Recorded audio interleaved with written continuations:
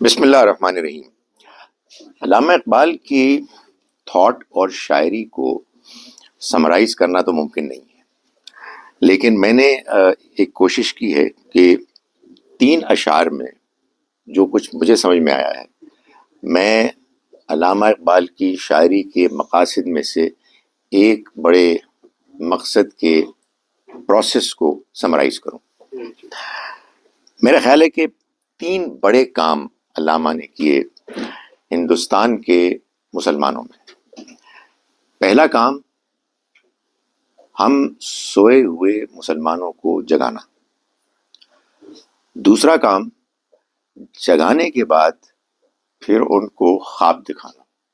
ایک خواب انہوں نے لوگوں کو دکھایا۔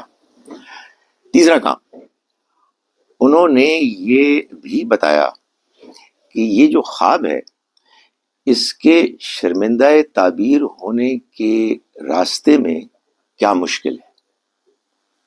پھر اس کے بعد انہوں نے اس مشکل کو حل کرنے کے لیے اپنی ایک ایفرٹ کی، اور ایفرٹ کرنے کے بعد انہوں نے چھوڑ دیا پھر اگلے لوگوں پر کہ آپ بھی تو کچھ کیجیے، اور کچھ لوگوں نے پھر وہ کرنے کی کوشش بھی کی۔ یہ میری گفتگو کی سمری ہے، انشاءاللہ گفتگو بھی اتنی ہی لمبی ہوگی۔ پہلا شعر جو میں سیمپل کے طور پہ بتا رہا ہوں کہ علامہ اقبال نے کیسے اس قوم کو جگانے کی کوشش کی، نوجوانوں کو۔ ایک ہی شعر ہے: کبھی ہے نوجواں مسلم تدبر بھی کیا تو نے، وہ کیا گردوں تھا تو جس کا ہے ایک ٹوٹا ہوا تارا۔ میں آپ کو یقین دلاتا ہوں کہ میں نے اس کو کئی مرتبہ سنا اور پڑھا ہے، اور کئی مرتبہ میں کام کیا اس کو پڑھ کے اور سن کے کانپ جاتا ہے آدمی۔ آنیسٹلی اتنی تاثیر ہے اس شخص کے کلام میں، اللہ جانے کہاں سے آئی ہے۔ میرا خیال ہے کہ یہ علامہ اقبال کا خلوص تھا، صرف ٹیلنٹ نہیں تھا۔ یعنی ان چند الفاظ میں اتنی جان ہے کہ آدمی واقعی رونگٹے کھڑے ہوئے ہیں۔ دوسری چیز، انہوں نے اس کے بعد جگانے کے بعد خواب دیکھا۔ کیا خواب دیکھا یہ آپ دیکھیے۔ کہتے ہیں کہ آنکھ جو کچھ دیکھتی ہے لب پہ آ سکتا نہیں، آنکھ جو کچھ دیکھتی ہے لب پہ آ سکتا نہیں، محو حیرت ہوں کہ دنیا کیا سے کیا ہو جائے گی۔ واو واو، محو حیرت ہوں کہ دنیا کیا سے کیا ہو جائے گی، شب گریزاں ہوگی آخر جلوہ خورشید سے، یہ چمن معمور ہوگا نغمہ توحید سے۔ واو، ہی از ڈریمنگ، یہ ہو جائے گا۔ کیا جان پیدا کی ہے اس شخص نے۔ پہلے مردہ قوم کو اس نے جگایا ہے، پھر جگانے کے بعد ایک ڈائریکشن دیا ہے کہ یہ ہے اصل میں وہ خواب جس کو ہمیں پورا کرنا ہے۔ لیکن وہ ایک ویژنری اور ایک برائٹ آدمی تھے، دنیا کو جانتے تھے، جہاں دیدہ تھے۔ تو انہوں نے ایک پھر تیسری بات کی، انہوں نے بتایا کہ دیکھو، سکون محال ہے قدرت کے کارخانے میں، ثبات ایک تغیر کو ہے زمانے میں۔ یہ مت سمجھو کہ بس ساری پرانی باتیں لے کے تم دنیا کو بدل دو گے، دنیا بدل رہی ہے۔ دس ورلڈ از چینجنگ، اور اس بدلتی ہوئی دنیا میں اس پیغام کو تم نے لے کے چلنا ہے، اور اس کے ساتھ اس کو سمجھنا ہے کہ کیسے اکوموڈیٹ کیا جائے، کیسے تم صحیح اسپرٹ کو لے کے ان آئیڈیاز کو، ان کانسیپٹس کو، ان ریالٹیز کو ساتھ ایڈجسٹ کرو۔ اس کے بعد علامہ اقبال نے ایک کتاب لکھی انگریزی میں۔ میرا خیال ہے انہوں نے سوچ سمجھ کے انگریزی میں لکھی کہ جو کچھ کہنا وہ چاہتے تھے شاید وہ انگریزی میں کہا جا سکتا تھا، لیکن اس کا عنوان ہی کافی ہے۔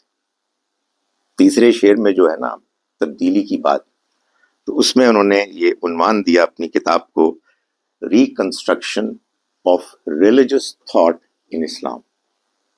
Can you imagine? یعنی انہوں نے یہ بتایا کہ دیکھو، یہ جو خواب ہے یہ شرمندہ تعبیر ہوگا جب تم یہ سمجھو گے کہ سکون محال ہے قدرت کے کارخانے میں، ثبات ایک تغیر کو ہے زمانے میں۔ یعنی زمانہ جو ہے اگر اس میں کوئی چیز کانسٹنٹ ہے، یہ جو یعنی مصرع، کوئی چیز اگر کانسٹنٹ ہے تو وہ تغیر ہے، تو یہ چینجز آئیں گی. اور میں اب جسارت کر رہا ہوں، یعنی علامہ اقبال نے یہ کہا کہ میں ریلیجس تھاٹ ان اسلام کو ریکنسٹرکٹ کرنے کی کوشش کر رہا ہوں. اس کے بعد مجھے بس آخری بات یہ کہنی ہے کہ انہوں نے اپنی کتاب میں اپنے آئیڈیاز پیش کیے. آپ اس سے اختلاف کر سکتے ہیں، آپ مجھے میری بات کے کہنے پر کرٹیسائز کر سکتے ہیں، مگر میں یہ جسارت کر رہا ہوں یہ کہنے کی کہ ہمارے استاد جاوید احمد غامدی صاحب نے اسی آئیڈیا کو لے کے آگے اپنی کتاب میزان میں دین کو اپنی اوریجنل شکل میں رکھتے ہوئے اس کو تمام ان چیزوں سے الگ کر کے کہ جو بات کے زمانے میں لوگوں نے شامل کی، نو کرٹیسزم ٹو اینی ون، اچھی نیت سے اور اپنے اپنے زمانوں میں بالکل ریلیونٹ کام کرتے ہوئے لوگوں نے کیا کیا، اس کو بھی دین سمجھ لیا.